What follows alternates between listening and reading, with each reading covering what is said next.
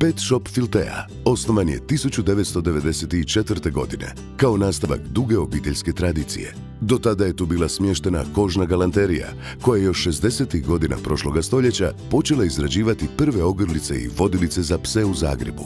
Danas u našoj ponudi imamo sve što je potrebno za kvalitetnu brigu o vašem ljubimcu. To su najpoznatiji brendovi hrane za sve uzraste i tipove pasa i mačaka. Uz hranu u ponudi su razne poslastice, igračke, oprema, proizvodi za higijenu i kozmetiku te odjeća za pse.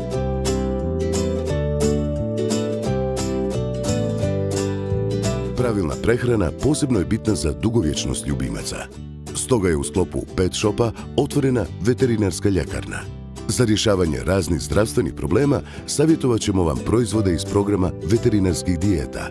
S dolaskom toplijeg vremena posebno su traženi veterinarsko-medicinski proizvodi za zaštitu ljubimaca od buha, krpelja i ostalih nametnika.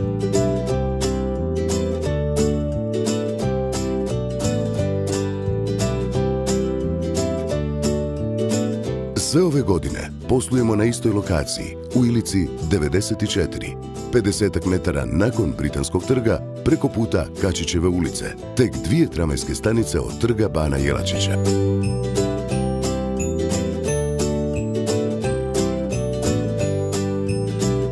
Naš tim je zajedno već preko 10 godina i apsolutno svi smo ljubitelji i vlasnici raznih kućnih ljubimaca.